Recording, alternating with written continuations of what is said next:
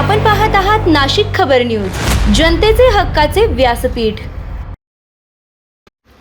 स्वराज्याचे ज्ञानपीठ, प्रेरणापीठ आणि विचारपीठ असलेल्या राजमाता राष्ट्रमाता जिजाऊ यांच्या जयंतीनिमित्त संभाजी ब्रिगेड जुने नाशिक विभागाच्या वतीने राष्ट्रसंत गाडगे महाराज धर्मशाळा येथे अभिवादन कार्यक्रमाचे आयोजन करण्यात आलं।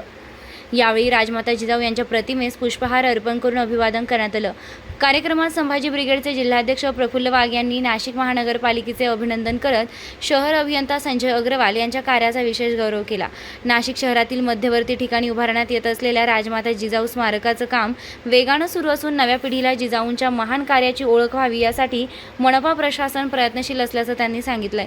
जिजाऊ स्मारक उभारणीच्या कामात जिथे आवश्यकता भासेल तेथे मराठा सेवा संघ आणि संभाजी ब्रिगेड परिवार कोणत्याही प्रकारच्या सहकार्यासाठी तत्पर राहील अशी ग्वाहीही त्यांनी दिली आहे। 1990 पासून सिंदखेड राजा येथील जिजाऊ सृष्टीमध्ये जागतिक दर्जाचा जिजाऊ जन्मोत्सव मराठा सेवा संघाच्या वतीने साजरा केला जात असून विविध वैचारिक कार्यक्रम, व्याख्याने, पुस्तक प्रदर्शनांच्या माध्यमातून राजमाता जिजाऊंचे विचार समाजापर्यंत पोहोचविले जात असल्याचंही त्यांनी नमूद केलंय। नाशिक महानगरपालिका उभारत असलेल्या जिजाऊ स्मारकाचं कौतुक करत मराठा सेवा संघ व संभाजी ब्रिगेड परिवाराच्या वतीने मनपा प्रशासनाचे आभार मानण्यात आले।